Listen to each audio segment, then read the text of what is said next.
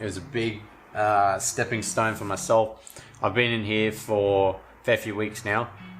This week will be the start of my 4th week that I've been in here. So it's been a huge step. Just being a lot more independent than what I was.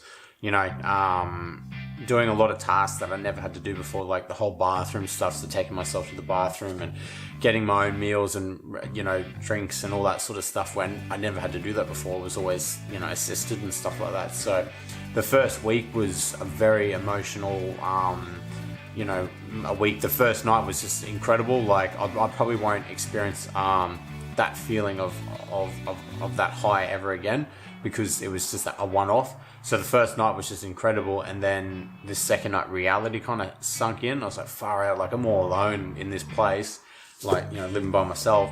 And then it just came and went, like, through the week on certain days and stuff. And then a fair few days into it, I was like, I don't know if I can do this. Like, I mentally, I felt drained, and physically as well.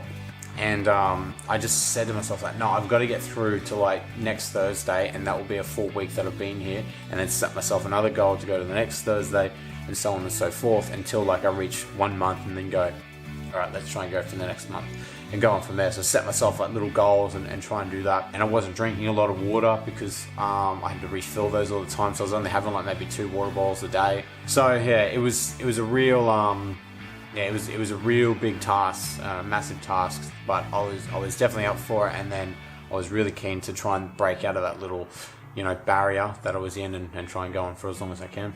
But it's getting a lot easier being out on your own, well, out on my own. But if anyone has to do it, you will experience that feeling of, like, I wish I was back at home. But if you can get through that, then everything's a lot easier afterwards. It's a long process. Like, for me, it was a long process, because I probably started looking into it when I was maybe 21, 22, something like that. And there's a lot of paperwork we had to fill out and everything, because there was a lot of talk whether I was going to be living independently or in a share house sort of thing. So, and I was like, no, I want to live independently. I want to have my own house, some care coming in, but I didn't want to share, be in a share house and whatever. So, like, for me, I'm having help with, like, maintenance out in the garden and the lawn and all those sort of things, and other big physical sort of tasks. Have carers that take me to the grocery to do all that sort of stuff, or anything else sort of there. So what I sort of do is just get water for myself, feed myself occasionally, dress myself, all those sort of things. So because I can do that, it's a lot easier. But for other people, you got to find what you can't do, work around that, what you can do, and work around that, basically. We went into the whole period of, like, okay, what do you need to be modified, basically, for you to live in this house? So, we got the bath, like, so in the bathroom I have an in-ground toilet, so I can take myself to the bathroom. I have a second sink that I can use, 2 shower heads, so there's one lower, so I can use it. We've got automatic sliding doors, so I can go in and out of the house.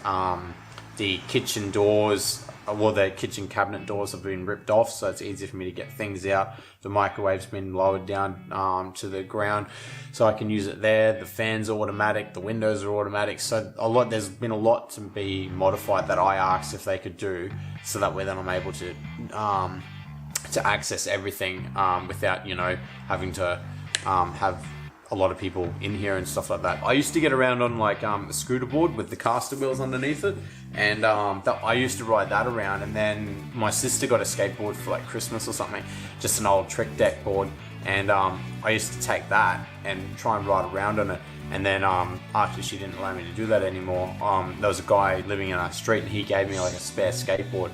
So I took that and then just started riding that around, and got quite used to it, and and just sort of took off from there. And it was just the one thing that just made me, like, feel really free with my condition. I didn't have to be in the chair. Being in the board, it just gave me this different feeling. Felt like I was kind of running, sort of thing. So it was just something that I always just thoroughly enjoyed, and just kept it up, really. Now I just think that that's the the best stuff. If you can be okay with, like, just, having a bit of a laugh about yourself and your sort of situation and stuff like that, I think it's the best sort of thing. And you're not taking yourself so sort of seriously. If you're born with something that is obviously different to the, you know, the average person, basically, you're going to get questions at some stage. It's just going to happen, you know. So you either have to accept that and be okay with answering all those sort of questions that come your way and what sort of happens, and which is what I've done, or you whinge and moan about it to the point where no one really wants to be around you because you're so negative about it and everything like that. So if you can be positive about it and put a good spin on it, it's better to do it that way.